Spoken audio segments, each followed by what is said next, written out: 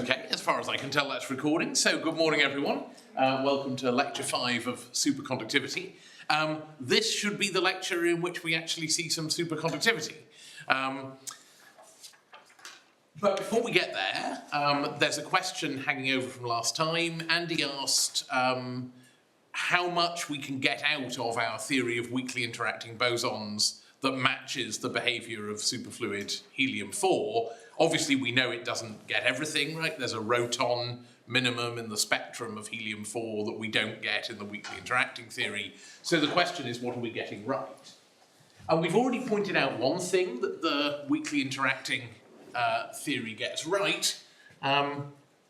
So successes of the weakly interacting Bose gas vis-a-vis helium-4 experiment. One we've already pointed out, which is that the low temperature specific heat capacity goes like T cubed. That just follows from the fact that the dispersion relation of the low energy sound waves is linear. It's exactly the same calculation as in black body radiation, right? Non-number conserved, linearly dispersing bosons, and so everything goes through in the same way. But actually, the question was, do we also reproduce the feature that the normal fraction density goes like T to the 4th at low temperatures? And the answer is we do. And it's actually an instructive calculation, I think, so I thought I would take 10 minutes at the beginning to show you how it works. So the idea is, let's, following Landau, go back to look at the physics of a superfluid flowing in a pipe, but let's, as before, view it from the co-moving frame where the pipe is moving backwards. Actually, why don't we, since we're always going to be moving in this frame, why don't we run the pipe forwards and have the superfluid flowing backwards in the lab frame. So in this frame, the superfluid is stationary and the walls of the pipe are being dragged forward at velocity v. And we've already thought about this in terms of instabilities of the superflow, because we've argued that the energy of excitations in this frame, co-moving, not centre of mass, is the energy of excitations in the lab frame minus v dot k. And so that means that if our excitations in the lab frame look like this, our excitations in the co-moving frame have a lower sound velocity and so look like this. But that's not an instability, right? Nothing here has gone negative. It's just that the slope of this dispersion in the co-moving frame is less. So that doesn't destabilize the superflow, but of course there will still be some thermal excitation of these non-superfluid sound waves at finite temperature. So I would expect to thermally excite some of these sound modes here, and we can calculate that thermal excitation using the Bose distribution function and then work out what it does to the current. And so this is describing the process where by thermal excitation these walls will start dragging some part of the fluid along with them, but it's a restricted part because there aren't many thermally excited normal particles. So the argument is we will have the following current density. That's going to come from summing over all modes with the usual conversion factor, right? So I can write that sum as an integral with the usual sort of density of states factor in front. For each mode I look at the momentum that it carries, h bar k, and then the number of particles in that mode should be a Bose function whose argument is the co-moving frame dispersion relation.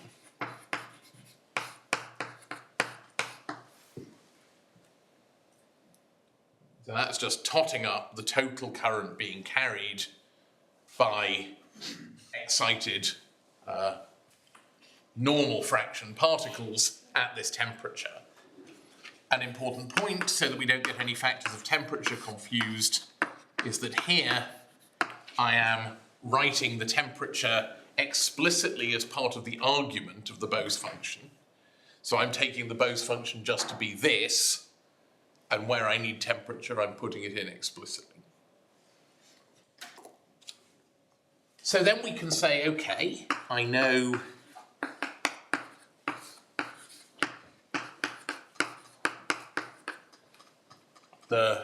that the dispersion relation for in the co-moving frame is the dispersion relation in the lab frame minus v dot p, which is h bar v dot k. Sorry, careful with my h bars in this calculation. So that whole thing goes into the argument of the Bose function.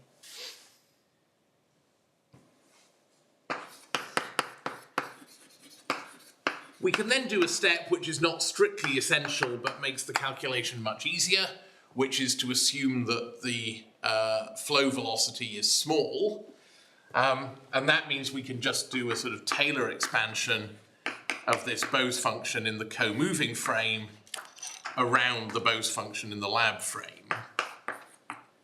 And keeping just the first two terms, we get the Bose function of E lab, and then minus this thing, beta h bar v dot k, times the derivative of the Bose function, evaluated at beta E lab. So that's an approximation strictly because we've dropped the terms in higher powers of the velocity, but it will do fine to get us the leading contribution to the current.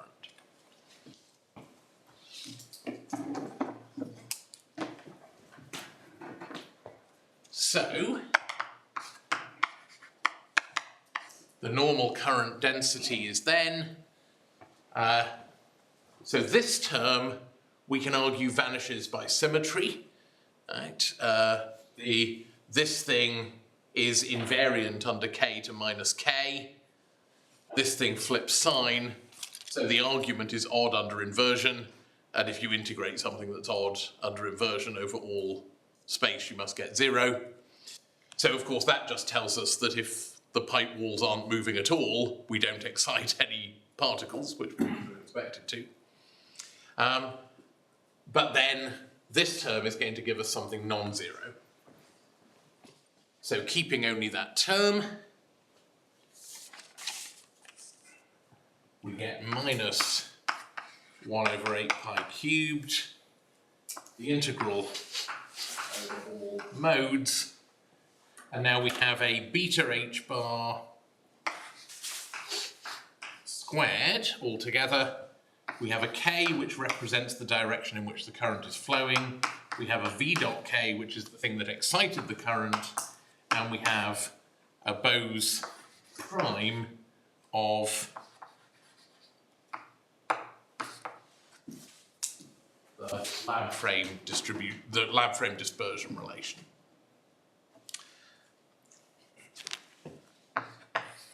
And just to be completely clear, let's, to avoid the dot products, why don't we just say that we are pulling the walls of the pipe in the x direction. That's no loss of generality because it was isotropic until this point. And so then this becomes Vx times Kx. All the components that don't involve Kx will then vanish by symmetry.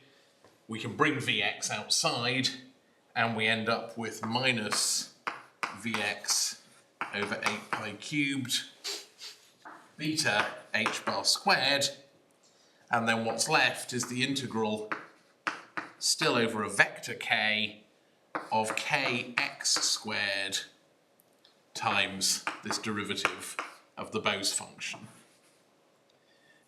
And now what we can do is to put in our lab frame dispersion relation, which we know is beta h bar c mod k, where c is the sound speed of these phonons, not to be confused with the speed of light.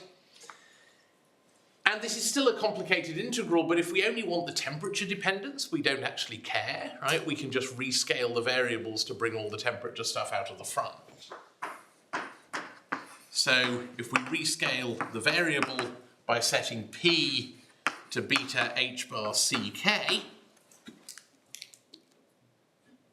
then counting powers, we've got 2 powers of kx squared here, one from the drive and one from the response. We've got 3 powers of k from the integration measure, so that gets us 5.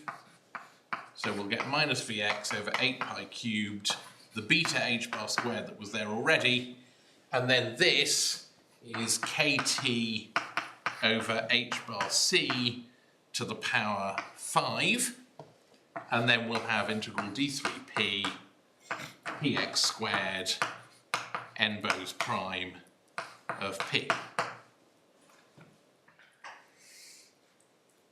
And the point is that's just a number. It's easy to check that that integral converges. It converges at the small p end because of the p's on the top. It converges at the large p end because of the exponential that's buried in here. So it is just some number. Which means that we've got t to the 5th from all those powers of k, but we had a beta from when we did the Taylor expansion. And so this is proportional linearly to the velocity of the drive and to the 4th power of temperature. And so, since the normal state current by definition is the normal state density times the velocity, it follows that the normal state density is proportional to t to the 4th.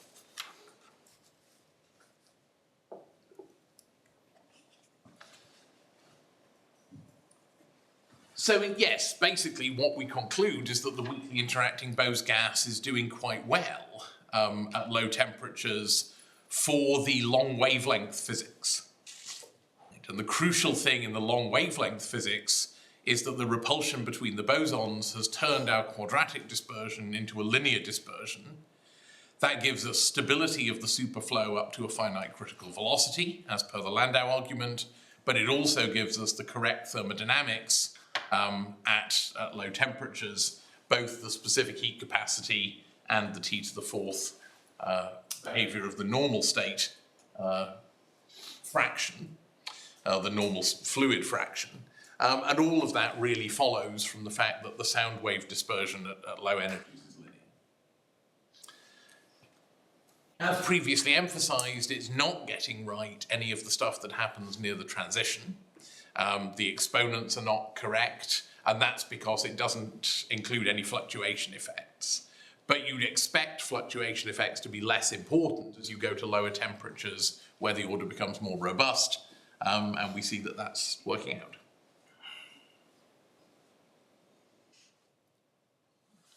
Okay, but what that essentially says is that we solved this problem as soon as we got the linear dispersion, actually. Exactly. Yeah, exactly. So simply having worked out that adding repulsive interactions to the Bose gas makes the dispersion linear by turning the normal state excitations into sound is enough to get quite a lot of the phenomenology.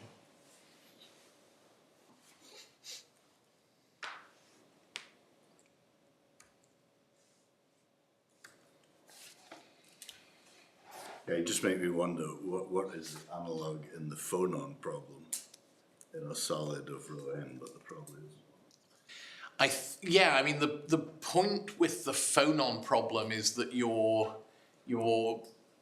order parameter that you're exciting out of, if you like, is the crystal itself, and that doesn't have superflow properties. So it's important for all these considerations that they're talking about exciting things out of a condensate. Not all linear bosons are excited out of a condensate. This one is.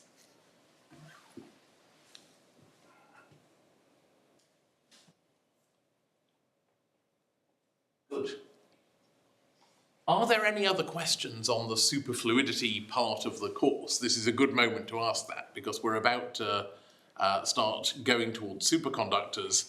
Our first question is going to be what happens if the bosons are charged, which will get us a lot of the physics of superconductivity. But anything else on the neutral superfluid before we go there? Another question related to this. And why is the chemical potential set to zero in this case? So this is for the same reason as we argued in the Bose-Einstein condensate case. So these normal fluid excitations are not conserved because they can drop back into the condensate. So the total number of bosons in the system is conserved, but the total number of bosons in the normal state part, which is what this distribution function is describing, is not conserved. So it's exactly the same argument as usual. If I have non-number conserved particles, that always corresponds to a chemical potential of 0 because I already have different particle number components in the state I'm describing, so the energy can't change when I change the average number. You're basically saying that the excited particles in the system behave like phonons or like Exactly. Yeah, they behave exactly like phonons or photons in the black body problem. These are all non-number conserved, linearly dispersing bosons. And those are the only things you need. You get the same t to the 4th dependence if you don't relax the small v constraint. Well, at some point you're going to make a small v expansion because at some point you're going to need to use this. Right? So once you get beyond small v, you'll get backflow things happening and it will no longer be the case that J is strictly linear in v. But you know, the definition of the normal state density assumes that it is. So at some point we would have to do that expansion. It seems like we got a little bit lucky because of course we expanded around the small v, but the quantity that we should expand around is v dot k, and we integrate over all k. Right, but then you can argue that if we're at low temperatures, it's clear that the main contribution to that integral must be coming from the low energy part of the dispersion process. I see, okay. Yeah. So you can just you can either reason it physically or you can say, well, the Bose function has an exponential cutoff, which means that high K stuff is never going to matter.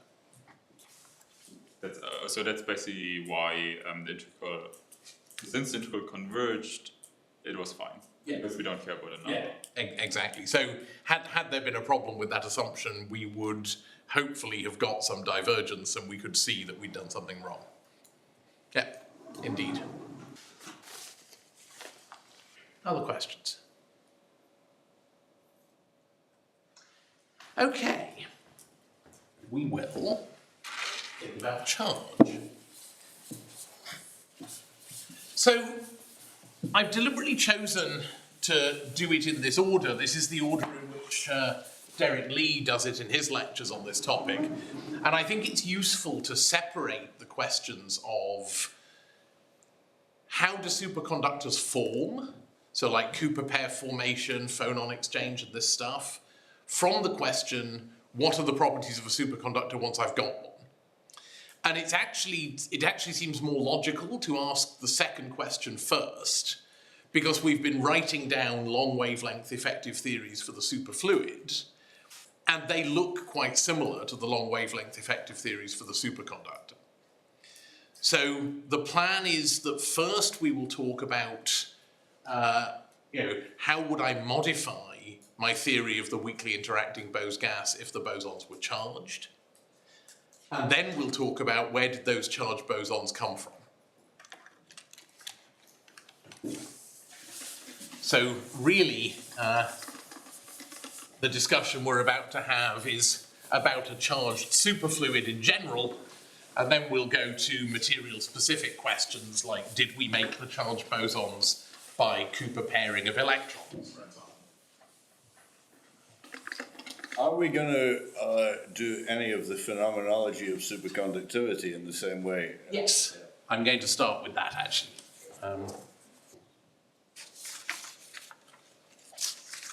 Do you know of any ways to get a charged superfluid that is not made of Cooper pairs? In principle, you could ionize some fermionic atoms. The difficulty about that, though, is maintaining stability. So if you only have one charged species, then your energy is super extensive, and a large sample of that will blow itself apart. But I could imagine electrically trapping a certain number of negatively charged bosons that were singly ionized fermionic atoms. And we should see the same physics there if we were able to do that. But yeah, generally the issue is that if you want very large systems of charged particles, there has to be something in there to balance off that charge. And the great thing that happens in solids is we have mobile negative charges compensated by immobile positive charges. So the positive charges just sit there and stop it exploding, and then the negative charges do what they would have done anyway. Yeah, but there's, there's also the kind of BEC limit in solids. It depends on how restrictive you are about what you call a Cooper pair. Because any form of bipolaron is a charged non-Cooper pair charged boson in a solid. Yeah, that's true as well. And while the S-wave superconductor is continuously connected to the BEC, non-S-wave superconductors can't be, because the nodes have to lift off at some point. Yeah, anyway, we can talk more about that when we come to... There's quite a lot of stuff in the literature which is probably spurious about Cooper quadruples and things at the moment. So they're also charged bosons. Yeah. Yeah, but yeah, the general difficulty is lack of stability. So you either need to force them in or screen out their mutual repulsion. And in solids, we do the latter. Good, okay, so section 2, superconductivity.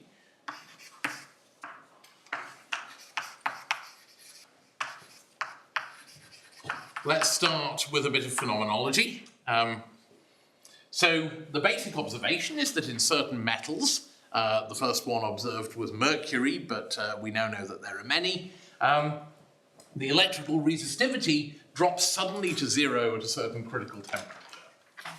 So here's the electrical resistivity, here's temperature. In metals, we would generally expect a drop with temperature, which it is doing, but then at some critical temperature, Tc, it does this. Now, it's of course not always that clean. If you look at experimental data on superconductors, you'll see that papers often talk about the onset, where it first deviates from the sort of extrapolated normal state behavior, the midpoint, and sort of some 10% level or 5% level. So there are all sorts of things which in reality stop the picture from being this clean, but there are some materials that get pretty close to this. And of course, when I say 0, you cannot experimentally measure a resistivity of 0. All you can say is that the voltage that's being developed in response to your current is now smaller than voltages that are developed elsewhere in the apparatus. But we can say that it is, in many cases, 0 to within our ability to measure it. So when this first happened in Kamerling Honest lab, apparently the first thought was, okay, something's broken, right? I mean, which you would think, right? If you were cooling down a metal and this happened and then your graph went like this, you would immediately assume that some contact had fallen off or some bit of the apparatus had stopped working. But repeated experimentation showed that this is completely repeatable. It always happens at the same temperature. for a given material, right? The critical temperature of mercury is not the critical temperature of lead, which is not the critical temperature of niobium, but they all have one. And yeah, so there is this phenomenon sitting there wanting to be explained. The first thing you might think is, well, this is a transport measurement. You should always be slightly wary of transport because it's not thermodynamic. Transport can be fooled by, for example, a small bit of your system becomes very well conducting, but then all of the current gets funneled through that, and you don't see the rest. Not to mention zirconium zinc 2 explicitly, but there are cases where people have been wrong about bulk superconductivity because of effects like that. So the first question you should ask is there a thermodynamic signature of this? So maybe you go and measure the specific heat. And you see a very interesting behavior in the specific heat, which is that you're coasting down gently. If you're in a good metal, I guess you should already be in the linear regime by now. So the extrapolated linear T-specific heat will go to here.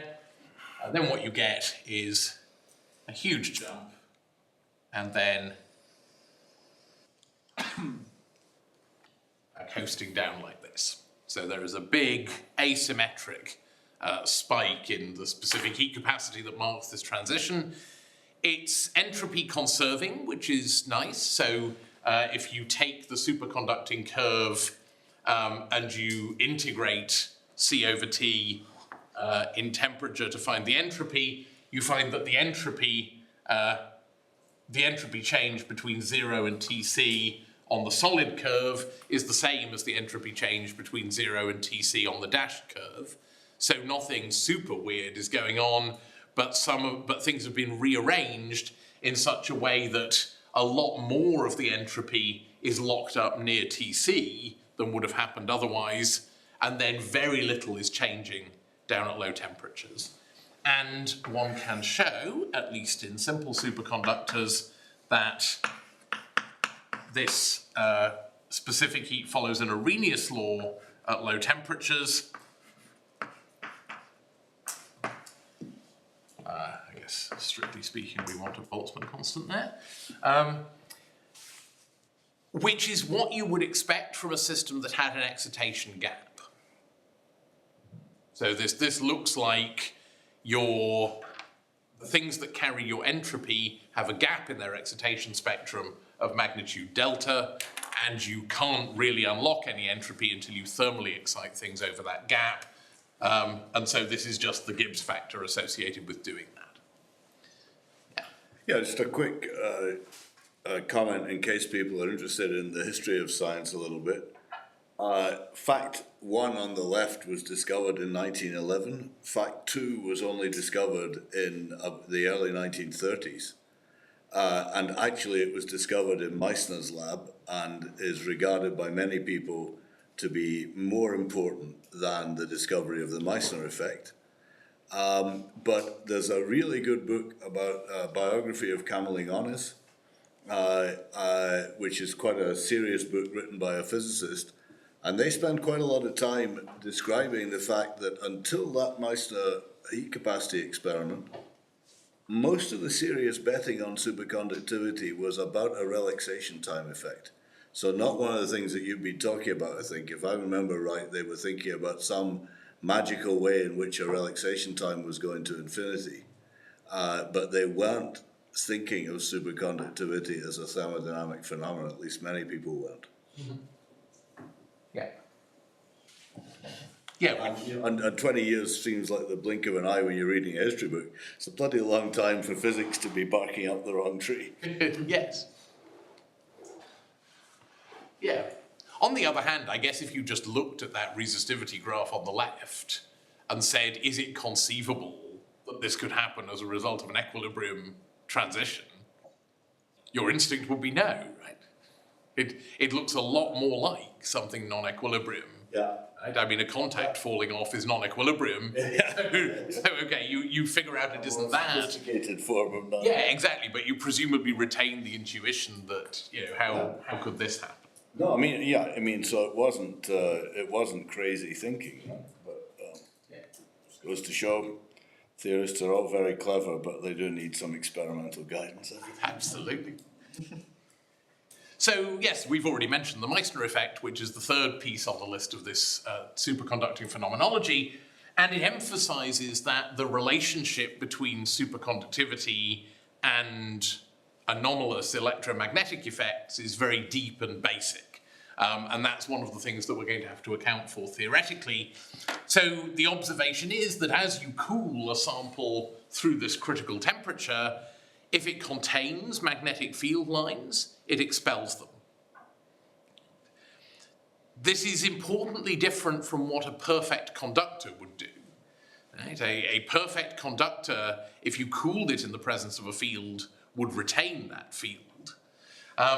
There's active flux expulsion from superconducting samples. So if I take a lump of superconductor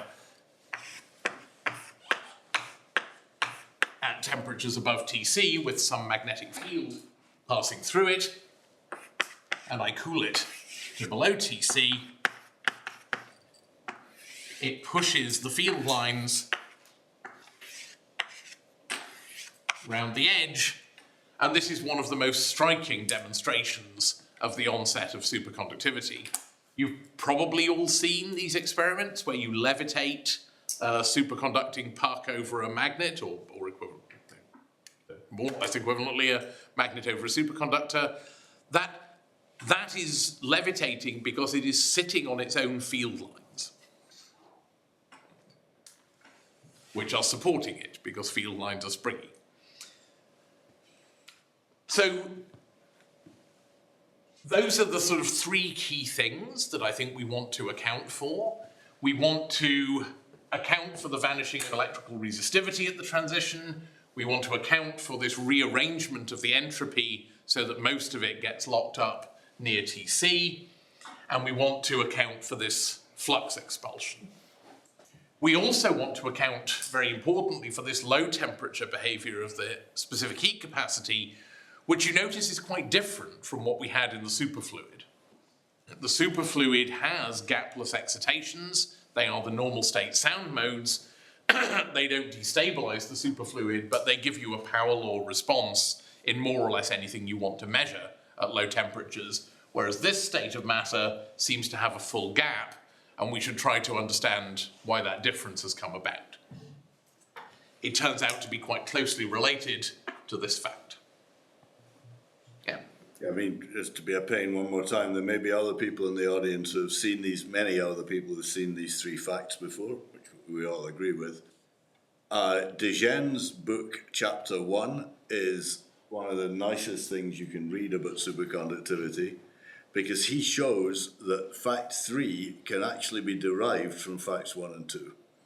So if you accept that the zero resistance is meaning that you have a macroscopic current in thermal equilibrium, you can derive the Meissner effect, which is, it was revelatory for me to understand that chapter. I thought that was really cool. Yeah. So, that's... I'm not going to be a pain in the ass No, anymore. please, it's great. But then it cannot be the zero resistivity be derived from the Meissner effect in return as well? I think you can almost certainly do, indeed, you can get the third fact from a combination of the other two, probably in several ways. Or taking different ones as your starting point. That's right, yeah. Yeah. I mean, as we'll see as we develop the theory, what's really going on here is that your standard intuitions about the relationship between matter and the electromagnetic field don't work in superconductors. Right? You're used to thinking of matter and the electromagnetic field, and you wiggle the matter and the electromagnetic field responds, or you wiggle the electromagnetic field and the matter responds. That's a kind of weak coupling picture, right? You alter something, there's a feed-forward effect on the other thing, but you don't have to do anything self-consistent because the coupling's pretty weak. That's just not true in the bulk of a superconductor. In the bulk of a superconductor, the behavior of the super fluid fraction, which is essentially 100%, right? Because we know from the specific heat capacity that the normal fraction stays very small until we get quite close to Tc. The behavior of the superfluid fraction and the magnetic field are essentially the same thing. And we'll see that you can describe the interior of superconductors entirely in terms of what the field is doing, and that is a complete description because in a superconductor the field is the matter and the matter is the field. So I'll say more about what we mean by that, but that's the picture to keep in mind. That makes it, of course, quite different from a superfluid. We now have this combined field and matter thing condensing. And so some of the rules of electromagnetism are going to be important in working out how it does that. Okay, but I'll make more comments on that as we go along. Any other questions on the phenomena before we start thinking about how to account for them?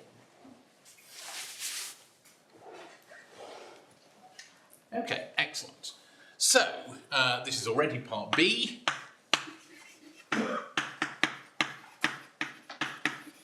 What should our theory be?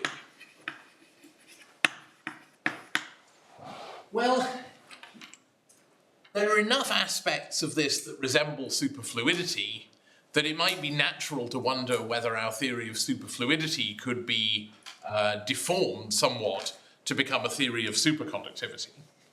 So, the suggestion, which is due Ginsburg and Landau,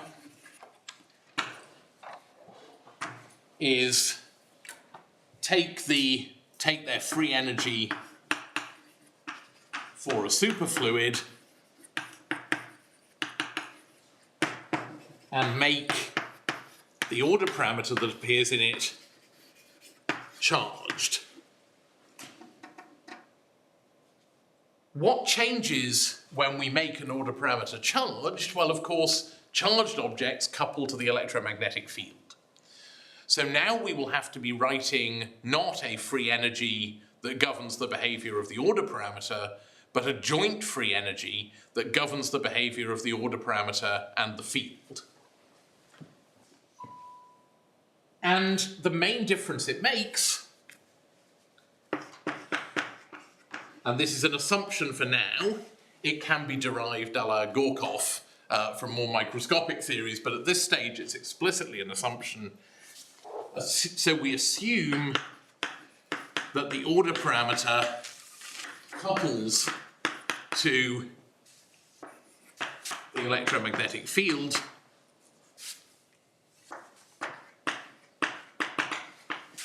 as a single quantum particle would. So we sort of exploit this intuition that the order parameter looks a bit like a macroscopic wave function to say, okay, we're going to couple the electromagnetic field in the same way that we would if this were a wave function describing a charged particle.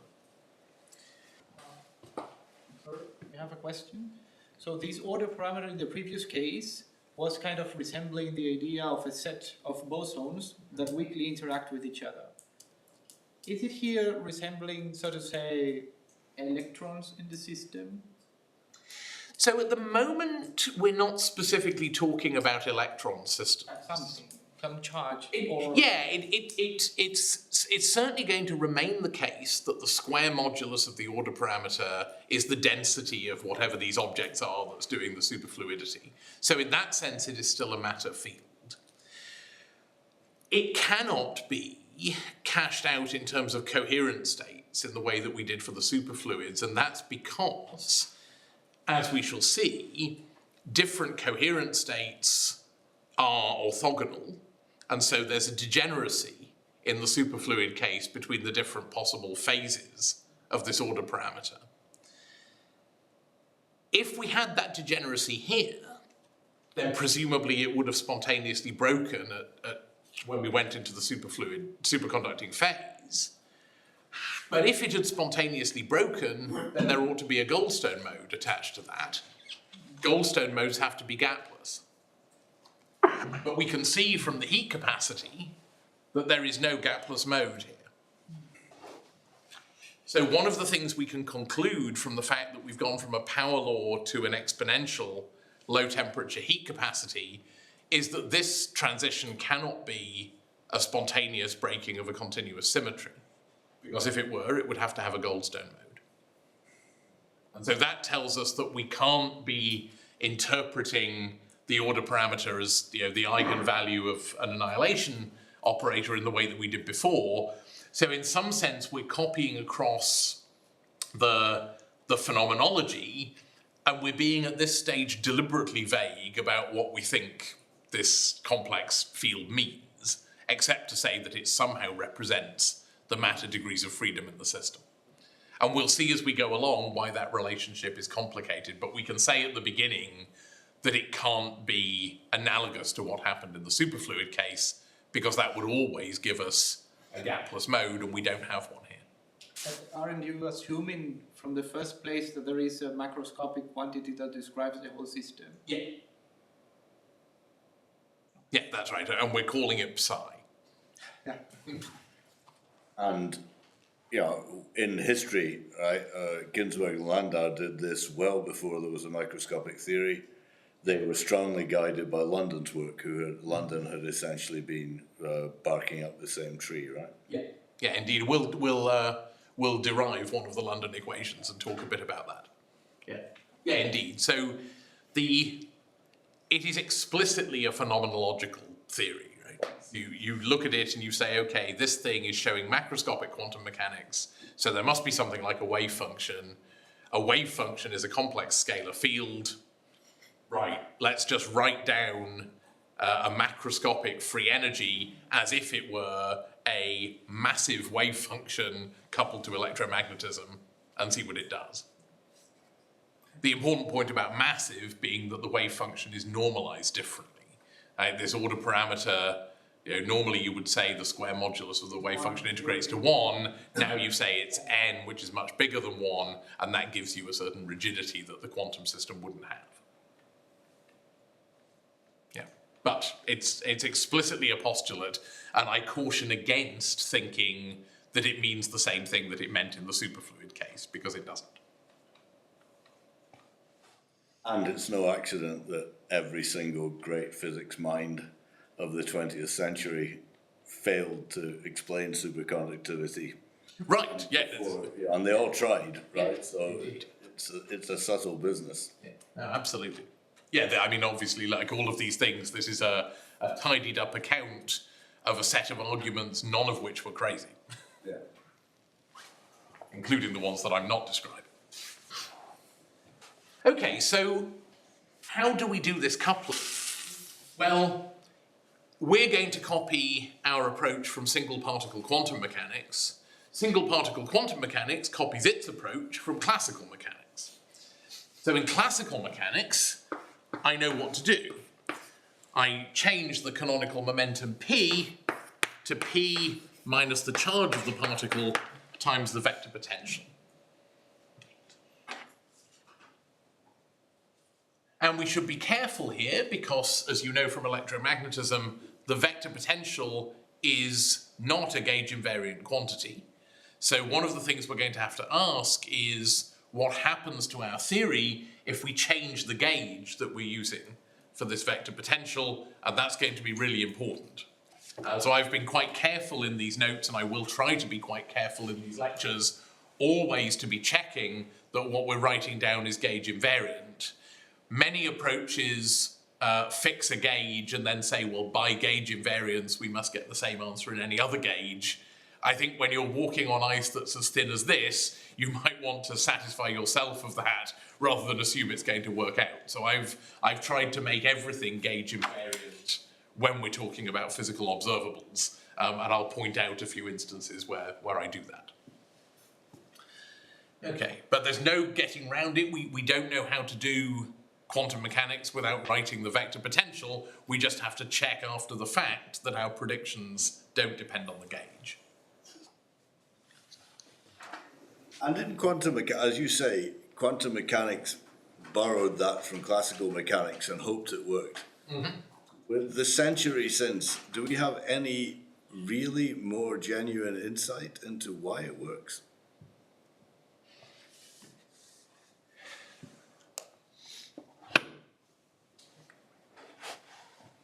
This is minimal coupling, right?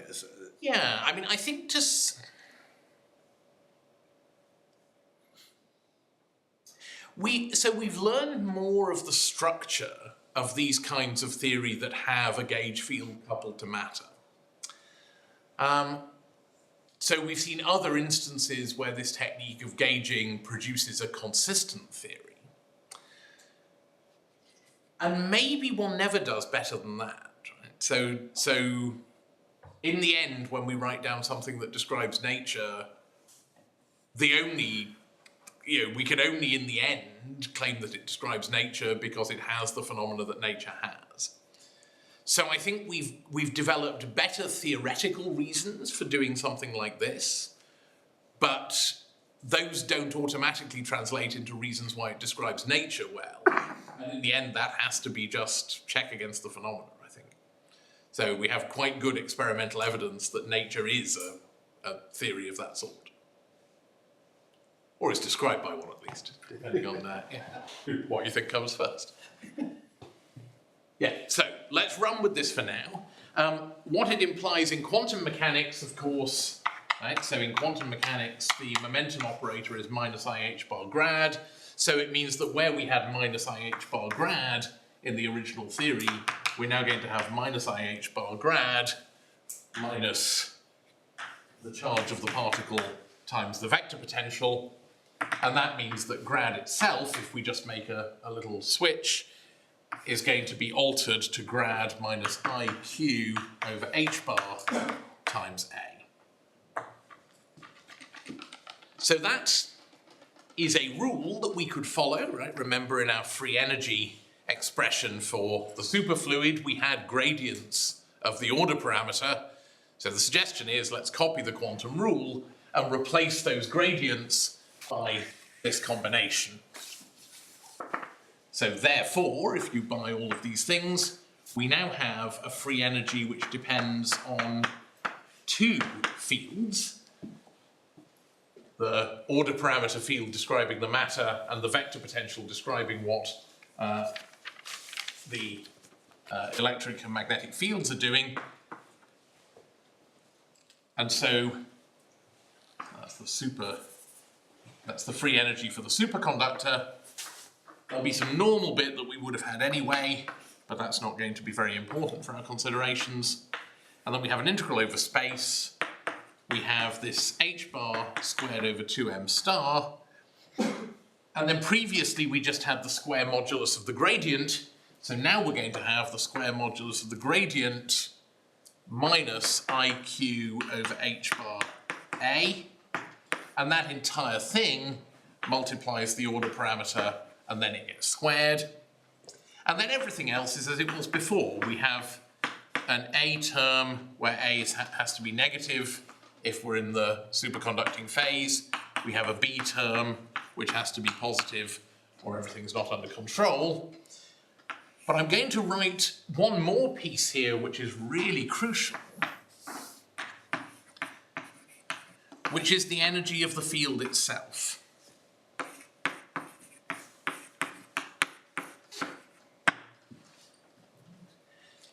And a really important ingredient in thinking about diamagnetism, this field expulsion, is to realize that having any magnetic field present anywhere raises the energy. So in some sense, the universe is naturally diamagnetic. It doesn't like having field intensity. Right? All other things being equal, the ground state of the universe would be B equals 0. So what we're really talking about is the fact that superconductors can resist the imposition of fields from the outside in a way that ordinary metals can't. Some continuity argument fails for superconductors, and we want to talk about why that is. You'll notice that I haven't written or explicitly referred to the electric field anywhere. I'm leaning on the fact that, the first thing that happens in any kind of conductor is that the electric field is screened to 0. Because we have mobile charges, even in metals, we have even more mobile charges in superconductors. So we can safely assume, but let's state it,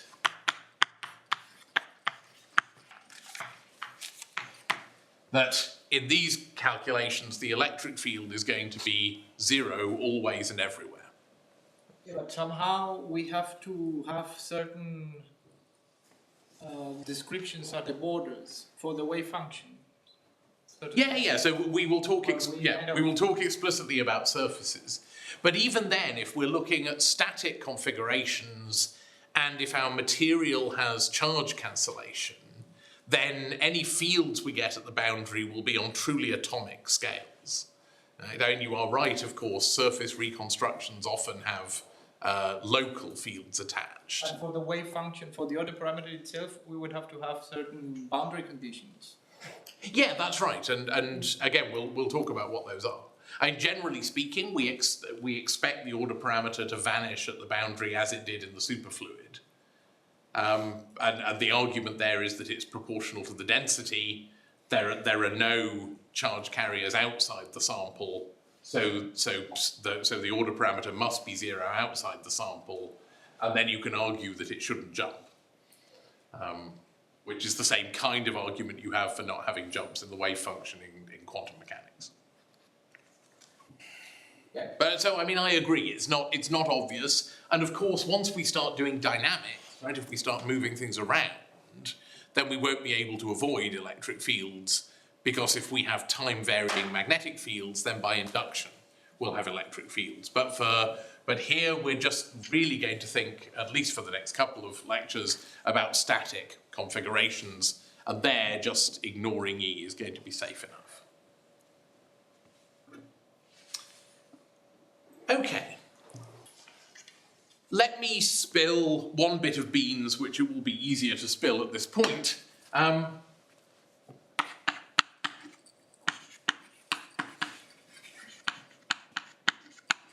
So in superconductors, the charge that we have to put into this theory is minus 2e.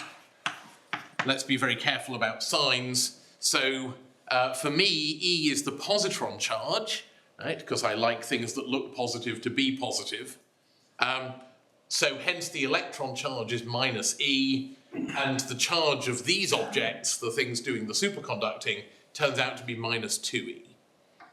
That follows from the BCS theory that we're going to describe later. At this point, it's just an experimental observation that you get a better fit to the data by setting this to minus 2e than you do by setting it to minus e.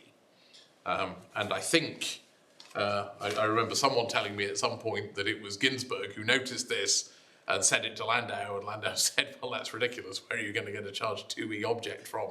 But the fit was sufficiently good that they published that anyway, and that sort of tipped everyone off that this must really be some sort of story about electron pairing. So then you ask, well, how do you make a bound state of two negatively charged objects? But that's the question we'll come to later on. So I will henceforth start writing Q as minus 2e, just because most of the application of this is to systems where that's its value, but the theory doesn't need that to be the case. It just happens to be the case in regular superconductors. So before we unpack the consequences of this, let's ask about gauge invariance. Because we started with an electromagnetic theory that had a gauge feature. And what do we mean by that, just to remind you? So EM theory, before we coupled it to this object, was gauge invariant. And what that means is that the observable fields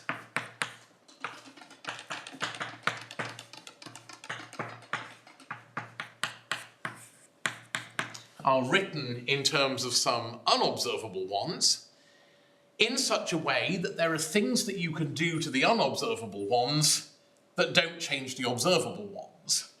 So if I take the vector potential and I add the gradient of any function that is sufficiently smooth, and if I take the scalar potential and subtract the derivative of that function with respect to time,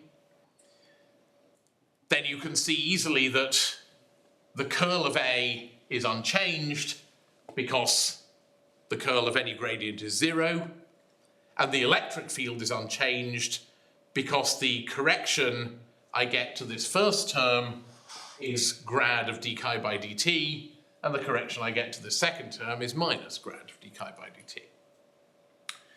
So this, for the original electromagnetic theory, is my gauge transformation. And since it doesn't affect the electric and magnetic fields, it shouldn't affect any observables. And you might say, well, why introduce this vector and scalar potential then if it's going to bring this gauge complication with it? And actually, if you were saying that to me in 1895, I might be pretty sympathetic and say you're importing trouble for no reason. But the interesting thing is, we don't know how to write these quantum mechanical actions directly in terms of the magnetic and electric fields. So this thing of putting the vector potential into the canonical momentum, which was sort of a choice in classical mechanics, you could always use the Newtonian formalism and not have to do it, appears to be essential in writing down quantum mechanical theories. So we seem to have to introduce this gauge redundancy and then worry about the fact that it shouldn't have any observable effects, because that's the only way we know to write down theories of quantum systems that have electric and magnetic fields.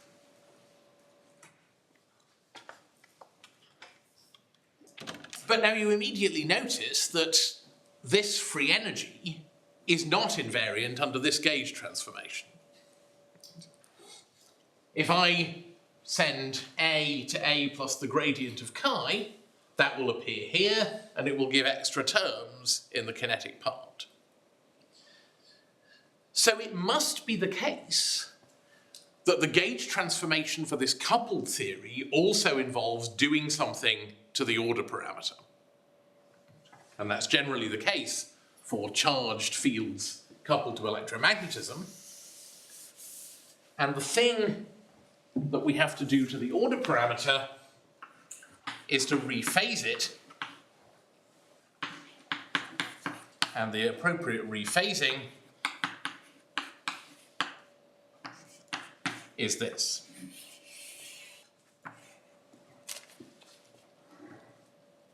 We bring this to the top. It says 2IE. 2IE, exactly. So I've put in this relationship that Q is minus 2E.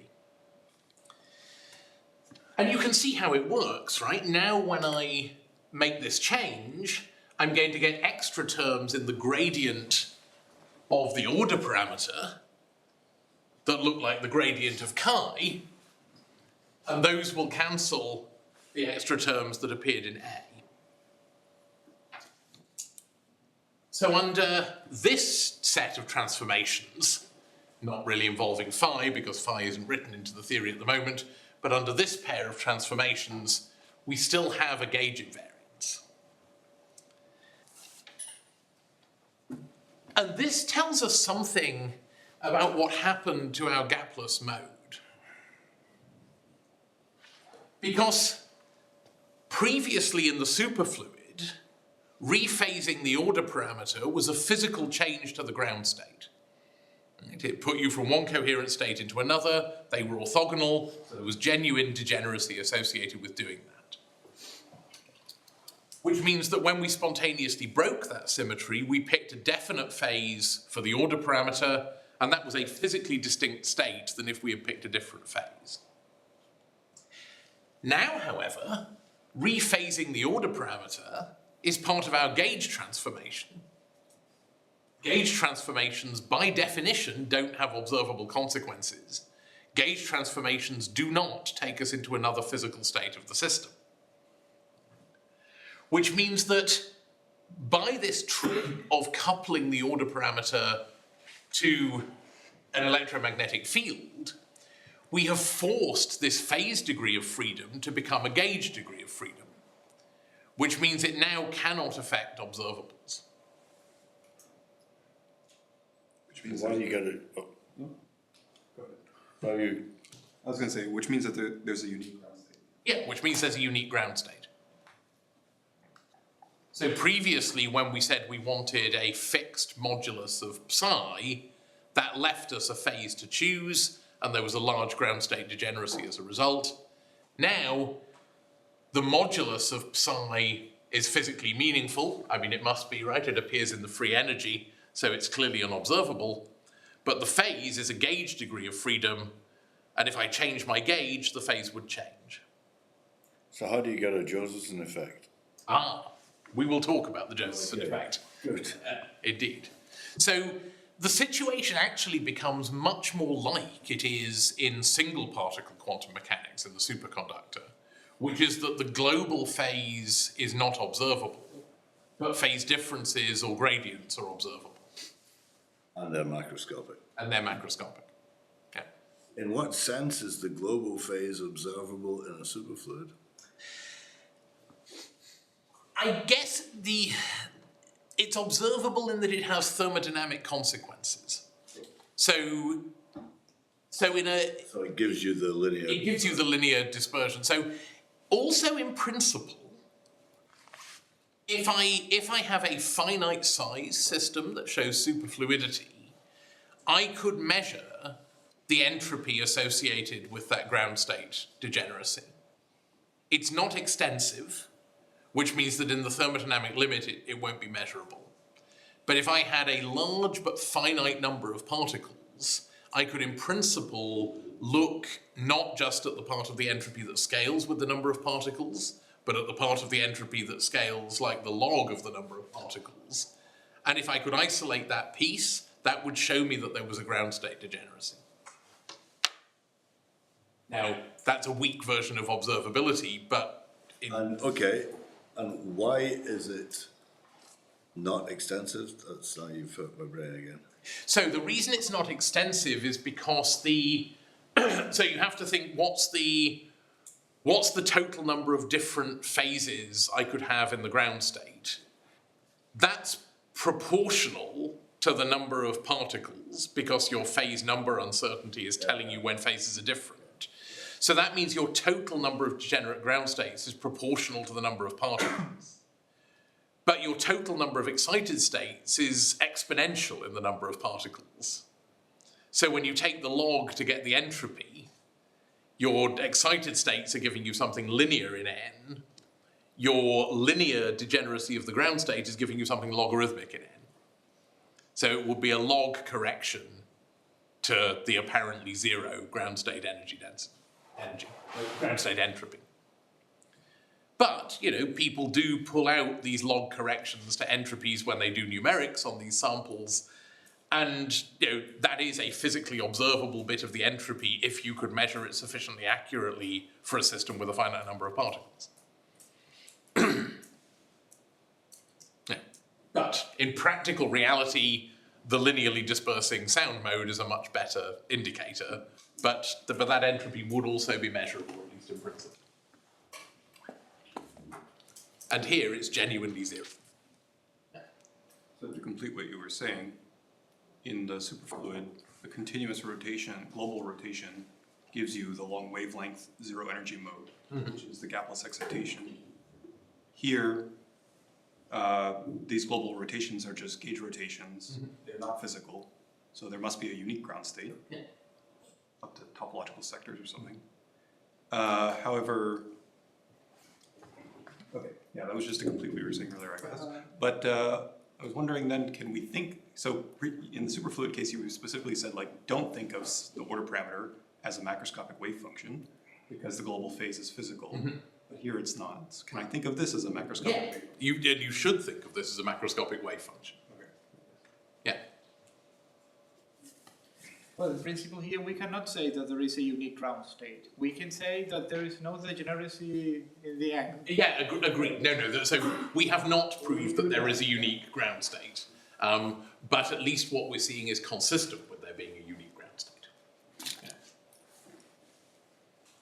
But in like a more old school kind of thinking about gauge transformations, you could also say that if you now want to spontaneously break this symmetry, then you get a Higgs mode instead of a Goldstone mode. Yeah, sure. But Yeah, it's not a good way of thinking. I don't think it's a good description. Anderson talks about it that way as well in the paper in '62, where he asks, why isn't there a photon in a superconductor? And yeah, so the old picture that Paul's referring to is this idea that if you have a system that has a Goldstone mode and you couple it to a system that has a gauge boson, then the two sort of eat each other and you end up with something that doesn't have either. And that's not wrong, but it feels unnecessarily convoluted. I don't think starting with an independent superfluid and electromagnetic sector and then coupling them together and asking what happens is the best way to pose this question, because they were both there to begin with. And it's so it works as a thought experiment, and everything's consistent, but I've chosen not to go down that route. Sorry. No problem. Also ask about roads not taken. So where is it going to leave us in terms of a symmetry breaking transition and an order parameter?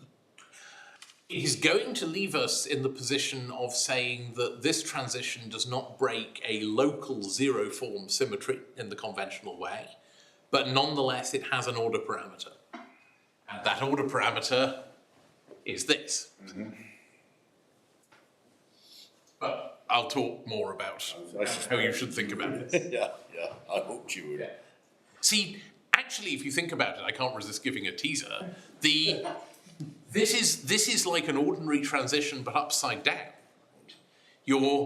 Normally what you have is at high temperatures, you don't have a gapless mode, and then you break a symmetry, and you go into a phase that does. Right? So at high temperatures in a liquid, you don't have phonons, then you crystallize, and then you have phonons, because you broke the translational symmetry. This system, if we consider it seriously as the matter and the field together, is actually exactly the other way round. There is a gapless mode above the transition, which is the photon. There is no gapless mode below the transition. So it's backwards. The high temperature phase is the symmetry broken one, and the photon is its Goldstone mode. The low temperature phase actually is the symmetry restored phase. And so, since it's the high symmetry phase, of course it doesn't have any gapless excitations. At least from the point of view of the photon. From the point of view of the order parameters. Well, I mean, there are just no gapless excitations. Look at the heat capacity. The heat capacity sees everything. No, but what he's saying is that you're still going to show us an order parameter you just did that grows smoothly from zero as you enter. Yeah, that's right. Yeah, that's right. So I can, but the growth of that order parameter is not associated with a gapless mode, because in a sense you haven't broken a continuous symmetry there. You've just it's like a one-dimensional scalar. It's like it's more like an Ising thing. But I think this is related to the mean field approximation. You assume psi to be constant, especially, but I think you can also do on top consider fluctuation of the psi. Yeah, okay, and we'd already discussed, even in the case of the superfluid, that we would need to think about fluctuation effects to get the exponents right. Yeah, and okay, I agree, and I mean, in the end, we should talk more carefully about fluctuations of both the matter field and the gauge field and what's going on with those. But let's not take all of that now. We should show that this is working before we think about what it means. Oh, but this teaser, Chris, God, what is the symmetry, the broken symmetry that we're restoring? So, the claim is, and I don't understand all aspects of this theory, but the claim is that it is a one-form symmetry that electromagnetism has anyway, whether you put matter in or not. So if I just write down the quantum theory of the electromagnetic field, that theory by itself has two phases as I change the coupling constant. One is a deconfined phase, which has a photon, and one is a confined phase, which doesn't. And so the diagram that people draw is that we've really got kind of two coupling constants here. One is pure electromagnetism. Just some, that's not E squared, that's like mu naught or something like that. And so this state already has a transition. So there's some, which way around do I want to go? So there's some Coulomb phase over here, which is like regular electromagnetism of the type that we know. But if we change the coupling constant enough, there's a transition from this into a confined phase, where basically this then becomes like gluons in QCD. The field kind of wraps back on itself and it doesn't manage to carry these propagating waves anymore. So this confined phase has no propagating excitations, basically, no low energy modes. The Coulomb phase has a photon. And then the other axis is coupling to matter. So if I take the Coulomb phase and I crank up the coupling to matter, I go through a transition into what is sometimes called the Higgs phase, but we should call a superconductor. And there is quite good theoretical evidence that these are actually continuously connected. So there are really only two phases of electromagnetism coupled to matter. There's the Coulomb phase where it basically doesn't notice the matter. And there's the Higgs/confined phase where you just have no low energy excitations at all. And so if we ask, well, where are we on this phase diagram as a function of temperature, we get the photon at high temperatures, which is contrary to our intuitions, right? We expect everything to gap out at high temperatures, but photons don't. And the way you get the photon is actually by either making it interact more strongly with itself or coupling it strongly to matter, and those actually give you a single, we believe, common phase, which is the confined phase or the Higgs phase. And in some senses, so why is the Coulomb phase in that language somehow symmetry broken? Yeah, so, well, then the question is, what is the nature of this transition? So what symmetry do I break or restore as I go across this transition, or how do I describe it?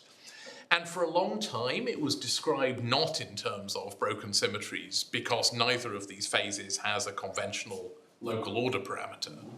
Right? And what we were told, what I was told, was, there are two completely physically distinct ways of getting gapless excitations in nature. One is as Goldstone modes of a spontaneously broken symmetry. The other is as gauge bosons. But over the past 10 to 15 years, there's been a developing understanding that, at least in this theory, and one conjectures in all theories, the gauge boson can be understood as a Goldstone boson, but it's a Goldstone boson of corresponding to the spontaneous breaking of a more general type of symmetry. And these are called higher form symmetries. I know Kai has thought quite a bit about these, and there's a reading group going on about them at the moment. So, what distinguishes a higher form symmetry from a regular zero form symmetry is that the objects where you evaluate the correlation functions look different, if you like. So, if I have a zero form symmetry, then I take 2 points. They are a distance x apart, and I say that the correlation function in the gapped phase decays exponentially as a function of this distance. And so by looking at the correlation function evaluated on these 2 points, I can distinguish the ordered from the disordered phase. For a one-form symmetry, instead of having 2 points, I have a loop. And there is a correlation function which is now evaluated all around this loop rather than just at these 2 points. But it has similar behavior. If the loop has a linear size x, then in one of the phases it decays exponentially with this x, and in another phase it either decays like a power law or doesn't decay at all. And how do these higher form symmetries tie in with topological notions? In principle, and do correct me if you don't agree with what I say, Guy, in principle, there is no essential connection. So there's no deep reason why these higher form symmetries have to be related to topological things. But obviously, once you have theories with loops in, you inevitably have to start talking about topology. Right? Suppose that I then have an annulus of my superconducting material.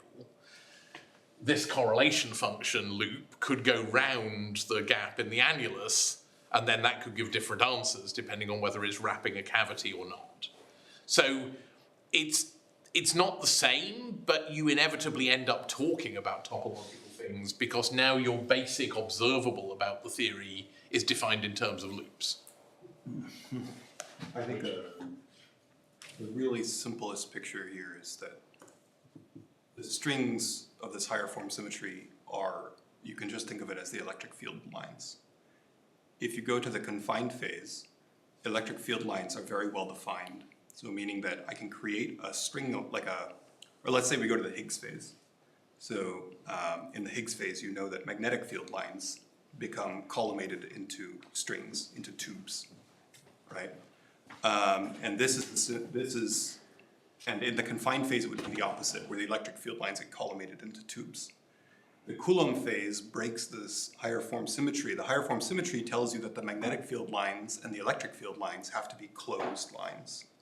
And these symmetries are spontaneously broken in the Coulomb phase, which means that in the Coulomb phase, you essentially have a condensate of electric and magnetic strings. And that's what we live in, and where you get these you get photons fluctuating. So we don't see electric and magnetic strings around us because we're living in a condensate of electric and magnetic strings. And that's the sense in which the Coulomb phase is symmetry broken. Yeah, I think that's the simplest way to say it. Yeah. So the Higgs phase and confined phase, the symmetries are actually restored in these phases. My universe has been changed forever. Thank you, guys. Good. So, let's just recap. We probably don't have time to do too much more today, but again, it's obviously important to discuss what's going on. So, what have we done? We've said, well, clearly superconductors have a lot to do with coupling to electromagnetic fields. One of the principal pieces of phenomenology is that they expel magnetic fields. This was noticed back in the early 1960s. There's a nice paper by Anderson who says, look, something weird's going on here. We were expecting to get a Goldstone mode and a photon, and we've ended up with neither. He talks about, this is in this picture that Paul was referring to, he talks about the fact that the interaction between the two was sort of pushed the Goldstone mode up to the plasma frequency and so on, which is not a wrong way of thinking about it, but I think there are sort of more transparent ways. And the more transparent way is just to say, look, in the superconducting phase, we've gone into a phase where the electromagnetic field and the matter field are strongly coupled enough that thinking about it in terms of excitations of one or the other stops being a sensible way to think. And when you look at the combined theory, you can directly derive, and we will derive, I guess, probably now on Friday, that magnetic fields cannot exist in the bulk of a material described by this free energy.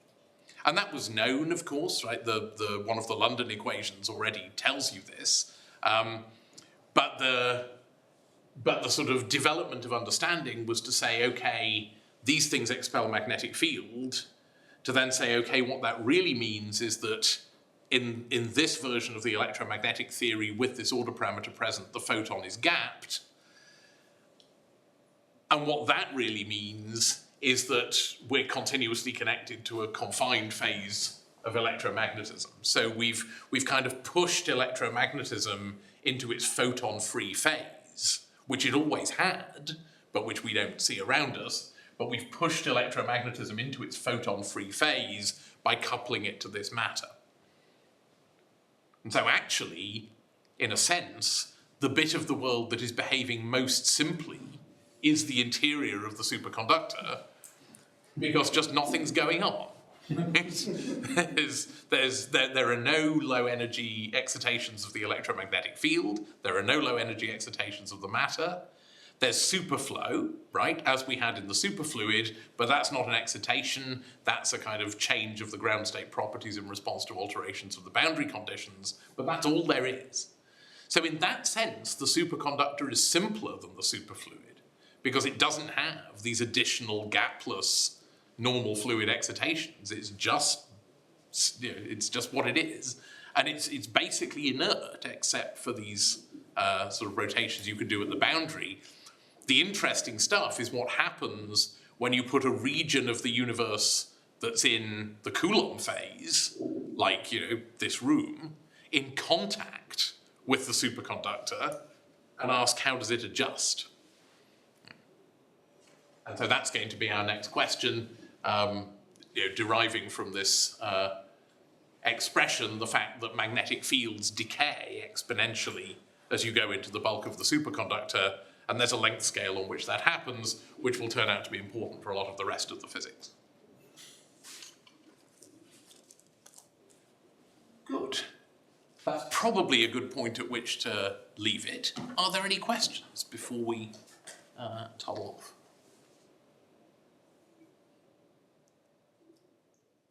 It's a whole series of blown mind. Well, we recorded it, so this diagram will always be here. Right. But it kind of makes sense, right? It actually makes things make more sense. Because now you can just say, gapless modes always arise from broken symmetry. The superconductor has no gapless mode, so it is not breaking any symmetries. One of the only things that isn't. There's a small caveat, because you have a charge 2 condensate.